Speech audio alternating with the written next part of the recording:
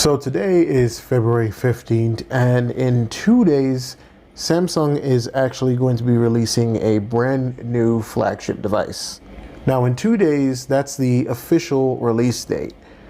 However, today is February 15th and FedEx brought me a package. So what I'm gonna do is I'm going to open said package and see what is in here. Because it could be anything, you know. It could not be a Galaxy S23 Ultra. And as always, Samsung does this thing where they use recycled packaging. And I actually like this packaging a lot, believe it or not.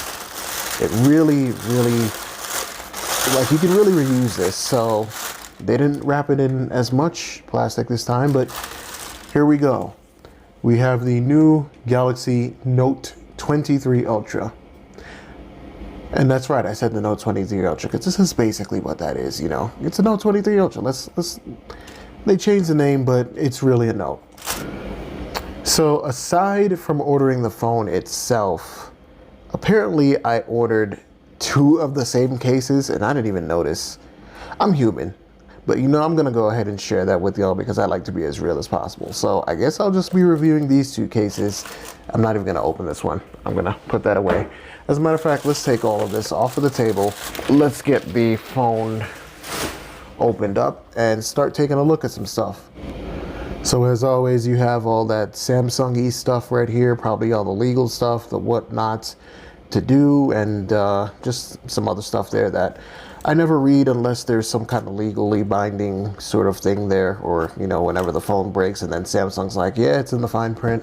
I'm like, I didn't read the fine print. Anyway, this is actually the box you will get when you order one of the Samsung special editions on Samsung.com. So, can anybody guess what color this is? I wonder if anybody can guess what color this is. So there we go. I ordered the same salmon red S23 Ultra because I actually wanted to see if the red they used this time was any different from what it was last time, being that all of the other colors in this range kind of have like a different hue now. So one of the things I notice about this is that the sides here are actually much more, they're like sort of squarish, roundish. Like the phone is definitely, I think it's definitely thicker than the S22 Ultra. It feels better in the hand because at least now you have more grip and you're not kind of like vying for space on the sides. So cool touch, cool touch. All right, let's get this on. And I don't know why that took so long to come on, but anyway, at least it's coming on. And another thing I notice about the design is that the cameras here, they are kind of the same as they were on the S23 Ultra, but I believe the sort of holes right here where the cameras are coming out of, these are a little bit more thicker. They're like a silverish blackish color. Essentially, if you were to really look fast and not pay attention, you could probably mistake this for an S22 Ultra, but there is a teeny bit of a difference in terms of, you know, just the overall design. So let's go ahead and set this up. And okay, so this is a little bit different. Now they do smart switch before they do anything else. Like it didn't even ask me to put in my Google account or anything as of yet, but I have my Fold 4 here. So we're gonna do Galaxy to Android. I'm gonna go into my camera, and I guess you go ahead and scan that QR code, set up. All right, so that was pretty simple. That's pretty simple. And the phone out of the box is on 45% battery, just if you're wondering. All right, so let's get this to do what it's gonna do. This might take a little bit long. I might cut this part out if it does take really long. So it did actually take a little bit of a long time, which is why I cut it out like I said I would. But one thing I also wanted to show you all is here is the size difference between the S23 Ultra and the Z Fold 4. So this shouldn't be any surprise. You know, this is literally the same exact size as the S22 Ultra, albeit the body now has a added heft to it, like I mentioned before. Okay, yeah, here's a better look at what the size comparison when the Z Fold 4 is open to the S23 over here, S23 Ultra, I'm sorry, is open. So you know what? I'm actually going to do this transfer, or at least start it, so we can get to the home screen of this one, because no one wants to sit here and watch like 480 gigabytes of data transfer over here. At least that's how much I think I have. Oh no, never mind. I have 229. Interesting. Okay, so we are finally done. My stuff is transferring from Smart Switch, but now we are at the home screen. The phone is doing its thing. So there's a few things I want to check out here. So the first thing I kind of wanted to check out is to see if this screen got any brighter.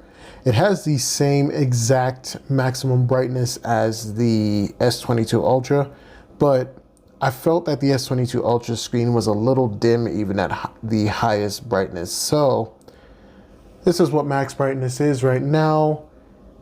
This is also a dark wallpaper though, so let's go ahead and change that. Let's just do this one, I guess. This is functional right now. So in terms of the max brightness here, I did forget, you actually have to turn off auto brightness and then enable extra brightness. So let's go ahead and turn that on. Now, honestly, the screen seems like, I don't know, it's probably my eyes. I'm getting old. But for some reason, I just feel like this screen just isn't as bright as I'm used to seeing Samsung phones. And maybe I'm crazy. I'm probably crazy, and you know what? I'll be willing to be crazy.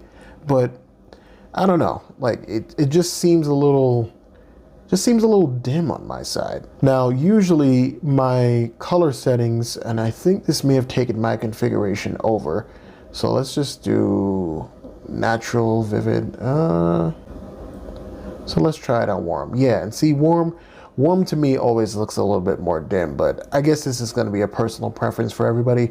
I just personally think that the screen is a little dim, even with dark mode on. And I know someone's probably going to say that, but I know dark mode is on. Next thing I wanted to take a look at in terms of the display is to see if Samsung still puts this into FHD resolution. And it does. It does not come on 4K. So if you don't change this, keep in mind, you're always going to be using FHD resolution, which honestly is probably going to be more than fine. Like on a 6.8-inch screen, you will be very, very hard pressed to notice any discernment in pixels. The next thing I wanted to check out here is the S Pen settings. So I wanted to see if there is anything different about those. So let's do advanced features, S Pen. Okay, so at least one thing I see here, and maybe this is because of my setup, I don't know, but the air actions by default are turned off on at least this phone. So, of course, you probably want to go ahead and turn those on if they are off. And then it has to go ahead and connect to your S Pen, so be wary of that. Don't take it out immediately and just start trying to air action everywhere. Let that do its thing. And one of the other things now is Samsung seems to have integrated the Good Lock set of features, or at least some of those features, into the main OS on here. So as you can see, by default now, when you take out your S Pen, which let me see if it's done connecting.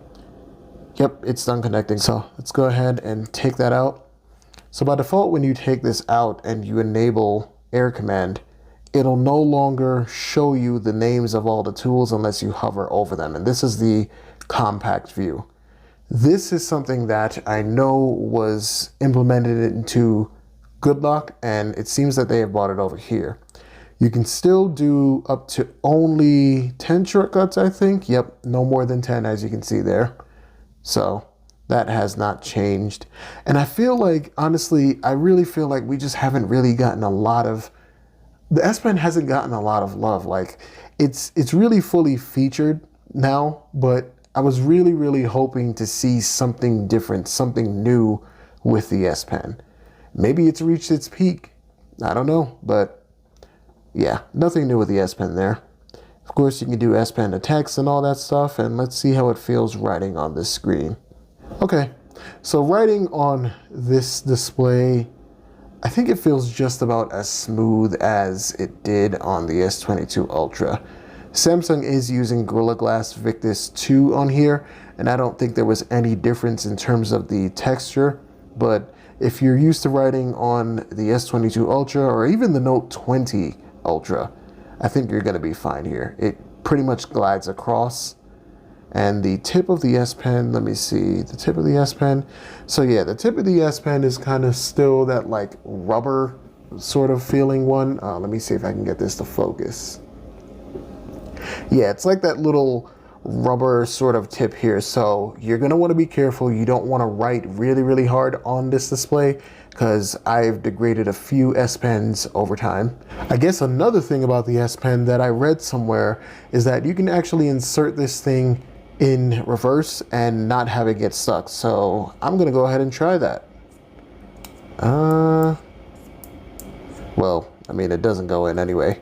I don't know if anybody remembers, but remember that little snafu where I forget which note it was, but if you actually inserted the S Pen like the wrong way with the top here facing up, you could literally screw up your S Pen silo there, and you could potentially just kind of like have to send your phone in for repair. So it doesn't seem to go in, which that's the same, if anything.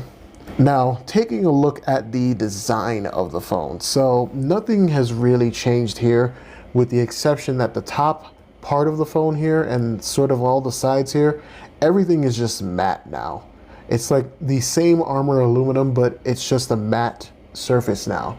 Now, personally, I kind of prefer some gloss on my phones. Like, I just like how that looks.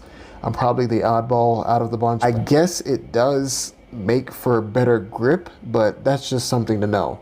And this is also a special edition of the S23 Ultra, so this may not actually be the same if you were to get one of the regular colors. If someone did get one of the regular colors and it's not, let me know. Let me know if it's the same.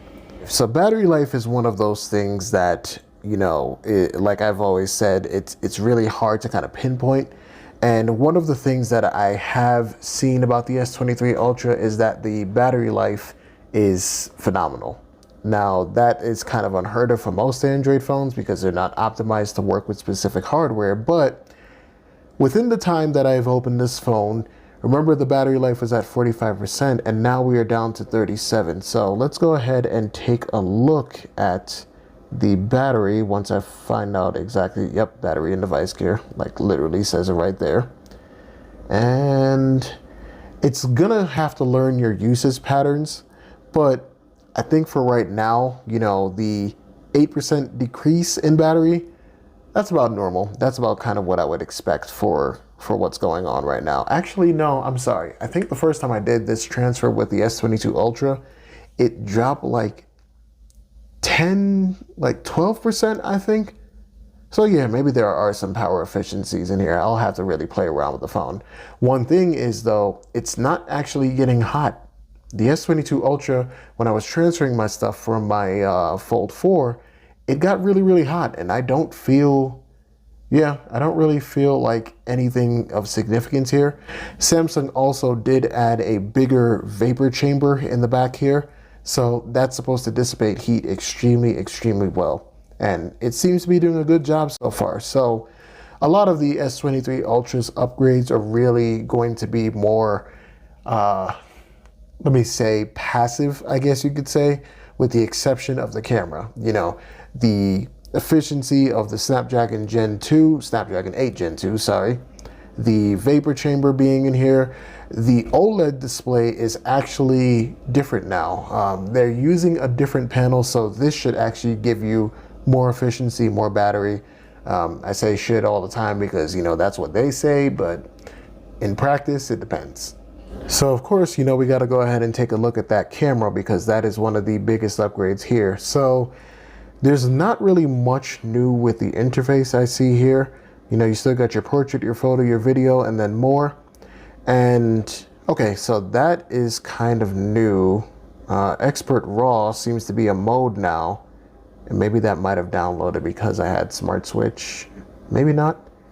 So Expert RAW was typically a separate application you would download. And what it does is it's supposed to make the best of the cameras on the back of the phone. It allows you to take pictures in RAW format. So just sort of uncompressed, just pictures as you see them, or pictures as the camera sees them in their full glory. Samsung seems to have added that as a mode to the actual camera itself now. And as you can see here, it's pretty much downloading, and It is like, it's a hefty download. It's 125, rounded off 125 megabytes. So you will be downloading that for a while. So just remember that if you're doing smart switch and you think you're gonna go out and just do some raw photos. But other than that, yeah, camera app hasn't really changed here.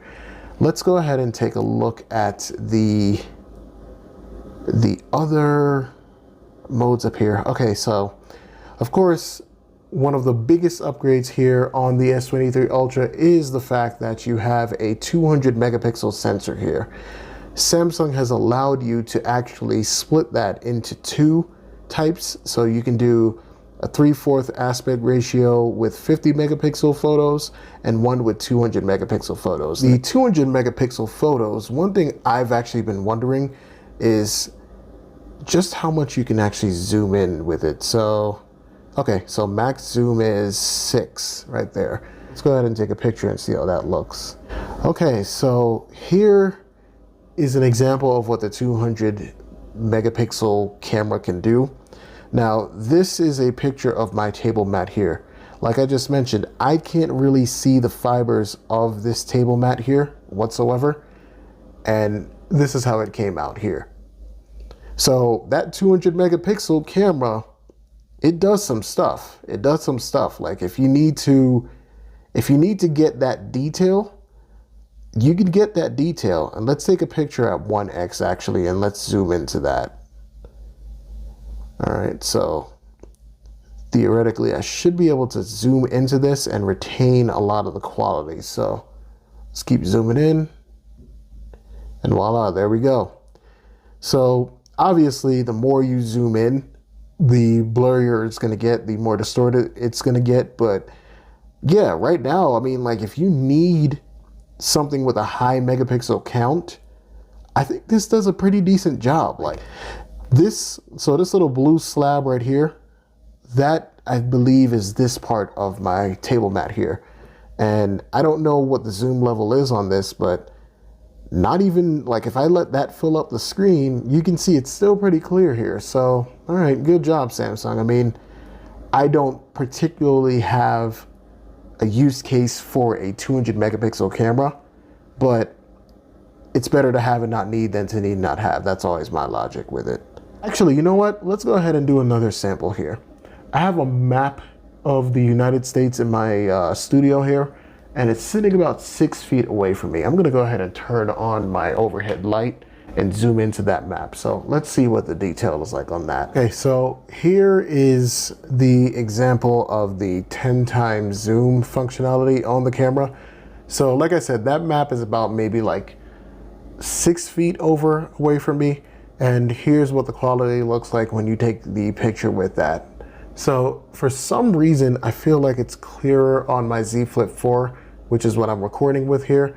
But yeah, I mean, overall, it's pretty decent. If you need to zoom in 10 times, here is 30 times, which looks surprisingly clear. I mean, it didn't get every single thing into focus. As you can see, the A on Argentina is blurred, as well as all of these other places over here, that's blurred. But I think for the most part, it did a decent job. Then here is 100 times zoom. So the 100 times zoom camera on this actually seems to have gotten a little bit better in certain ways. So this is kind of an unfair example because this part of that map is actually pretty big. But if I go over here, you'll notice that all this looks like gobbledygook. Like this looks like it was taken with a Motorola Razr, like that was built in like the 2000s or something like that. So that's 100 times zoom. I was hoping that they sort of maintained and honed that camera a little bit more to focus a little bit better. But obviously, this probably wasn't the best example because the farther something is, the better that camera is going to be. Normally, I would go outside and take some example photos, and I'm pretty much still going to do that. But right now, it's pretty much dark where I am, and yeah, like there was a pretty bad blizzard here, and I am not going outside like in no blizzard because I got frostbite on my hands from flying my drones, and I still have not recovered from that. So the next morning came and I went out to go ahead and take some pictures. Now, these are not going to be the best pictures I can take, nor are these going to represent exactly what this camera could do. However, it's just to really give you an idea. So as you can see here, I have some zoom ins from anything from 1 times, 3 times, 30 times, and then 100 times, I believe. Now, from what I can tell right now, the zooming capabilities are just as good as they have been on phones like the S22 Ultra or any of the other long zoom Samsung phones. So this is what you get. One of the things that Samsung talked about in their presentation was improving night photography. So I thought, you know what? Why not take the camera out and just do like a night, kind of like a night video or something like that. So as you can see here, this is my son who is probably looking for cats right now. Yeah, so here's what night photography or night videography, whatever you want to call it, looks like. As of right now, the camera is pretty good. It's pretty good. I don't take a lot of photos at night, so this is not something that particularly matters to me, but it might matter to someone else. Okay, there he goes.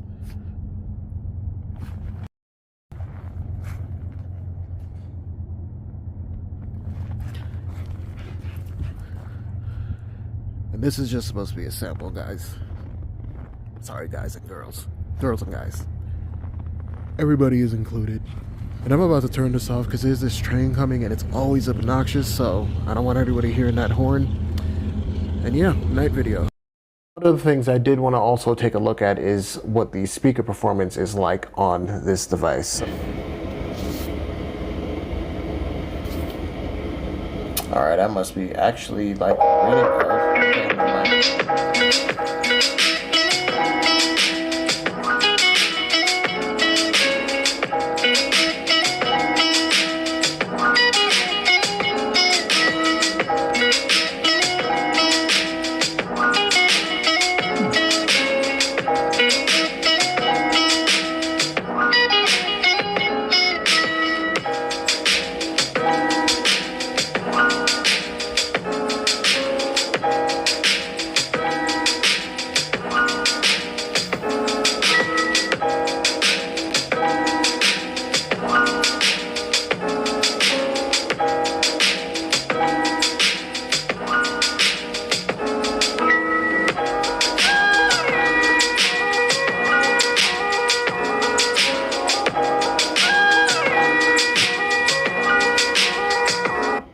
Okay, I gotta say that even though this thing has one speaker on the bottom, that speaker's pretty full of quality. Like I could definitely feel the bass. I could definitely feel the instruments in there. So the speaker here is actually pretty darn good. And of course, I guess that's the speaker up here too. So yeah, audio performance is good. Does it have more detail than the S22 Ultra? I would say by a bit. I think it's noticeable. Anyway, that is kind of my unboxing and first impressions of this phone. I apologize. I know this was all over the place. I really never know what to say with unboxings and all that stuff, which is why I usually don't do them, because they're obviously not supposed to be planned. But my mind is in like 20 different places at one time. So look out for the comparison, the in-depth comparison between the Z Fold 4 and the S23 Ultra. I'm going to try to have that out as soon as I can. And some other videos with the S23 Ultra. I don't even know if I'm keeping this phone. We'll see. We'll see what happens. But yeah, hopefully you got something out of this. So with all that being said, wherever you are in the world, have a great morning, a great afternoon, great evening, or a great night, and I will see you in the next video. Thank you for watching.